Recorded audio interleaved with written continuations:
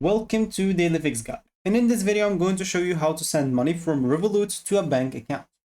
So first, just go and launch the Revolut application and make sure to log in into your account if you have an account. And if you don't, just go and create an account.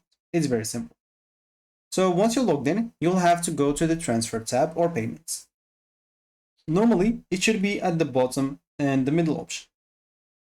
In here, an example, you'll be able to send money instantly. You can go and click on Explore Now, and you can choose an example, a person from your contacts to send money to. And if you don't have anyone yet, you'll have, of course, to add the bank recipient. So you can go and click at the plus button at the top right, and in here, a new payment example. So you can choose where you want to send money. So as an example, you can choose a bank account. Of course, for me, I'm sharing my screen, so they will screen like protected.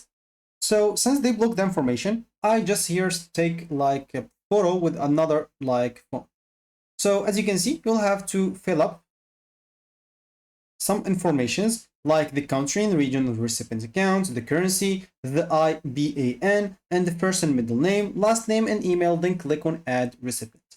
Once you do so, you will be able to go to the same tab, and from here, you'll have to choose the recipients that you want to send it to. You already enter all its details. All we need to do now is just go and enter the amount that you want to send.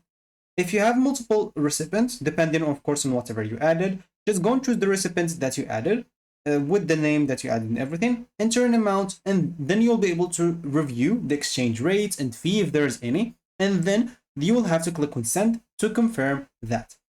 Transfers are often instant within Europe and 1 to 3 days internationally. It will take from 1 to 3 business days. So make sure that the name matches the bank account, and for international payments, always double check the SWIFT code and fees. So that should be it for me in this video. Thank you for watching and goodbye.